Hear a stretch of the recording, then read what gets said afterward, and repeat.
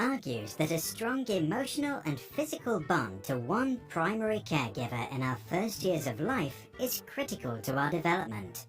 If our bonding is strong and we are securely attached, then we feel safe to explore the world. We know that there is always that safe base, which we can return to any time.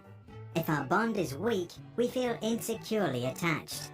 We are afraid to leave or explore a rather scary-looking world, because we are not sure if we can return.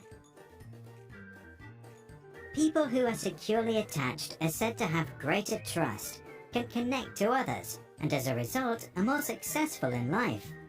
Insecurely attached people tend to mistrust others, lack social skills, and have problems forming relationships. There is one type of secure attachment, and there are 3 types of insecure attachments: anxious ambivalent, anxious avoidant, and anxious disorganized.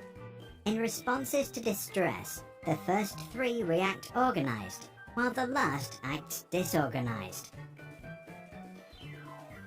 To understand the theory better, let's look at Mr. and Mrs. Smith, who have 4 children: Luca, Anne, Joe, and Amy.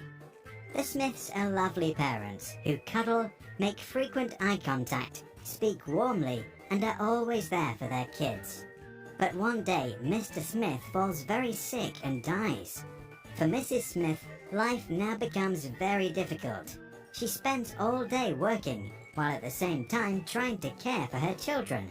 An impossible task. At 6 years of age, Luca's brain is for the most part developed, his character strong and his worldview shaped.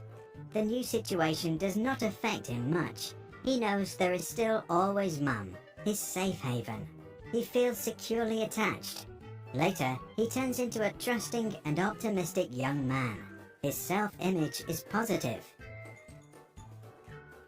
Anne, who is 3, has problems coping with the new lack of attention. To Anne, her mother now acts unpredictably. She is anxious about their relationship, and as a result becomes clingy.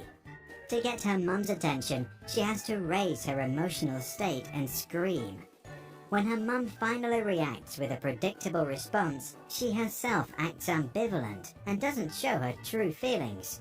Later in life, others think Anne is unpredictable or moody. Her self-image is less positive.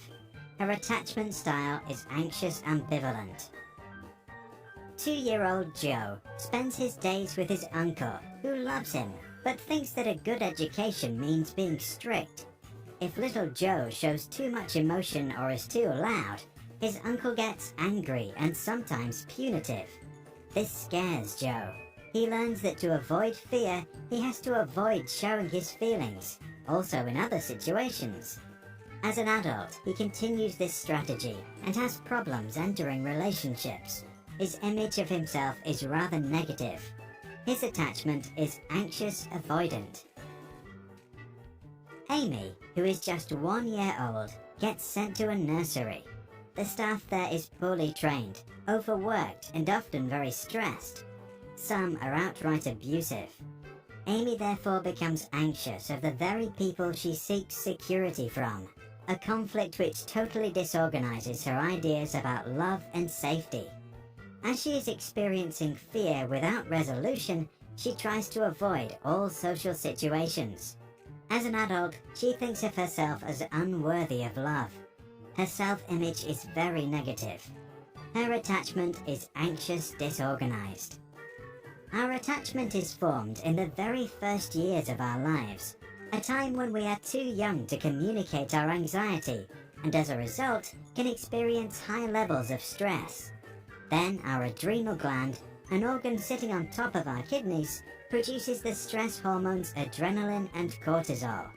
The heart rate increases, the blood pressure goes up, and we become alert. If that happens frequently, it is called toxic stress. Toxic because it impairs the development of a child's brain and weakens the immune system.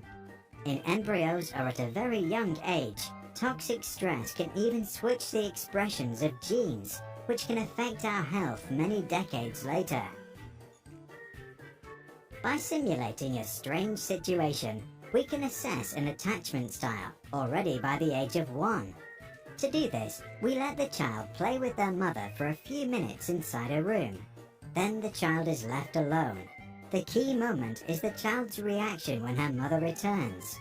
Securely attached children first usually hug their mother, then can calm down and eventually get back to playing. Insecurely attached children can be ambivalent and avoidant. Some can't stop crying or refuse to continue playing. The long-term effects of our attachment in the early years are well documented. Using the theory, researchers at Minnesota University were able to predict already at age 3 if a child would drop out of high school with 77% accuracy. In another study, undergraduates at Harvard were asked to assess how close they felt to their parents. 35 years later, they were asked about their health. 91% of those who said they had a rather broken relationship with their mother were also diagnosed with health issues, including coronary artery disease, hypertension, and alcoholism. For those that had reported a warm relationship, the figure of poor health diagnosis was just 45%. But there is another reason why the early years deserve special attention. They are the starting place for subsequent behaviors. A kid that feels securely attached at age 2 can make friends at kindergarten. Their worldview gets reinforced with every interaction, and they develop optimism. As a result, they make good relationships at school, then at college, and later at work. Highly insecurely attached children can miss out on this opportunity. Psychologist John Bowlby, a pioneer in attachment theory, allegedly said, "What cannot be communicated to the mother cannot be communicated to the self." In other words, those who feel insecurely attached might not quite understand themselves. To get to know who they are and what they feel, they might have to go way back in time. لا تنسوا الاعجاب بالفيديو والاشتراك في القناة.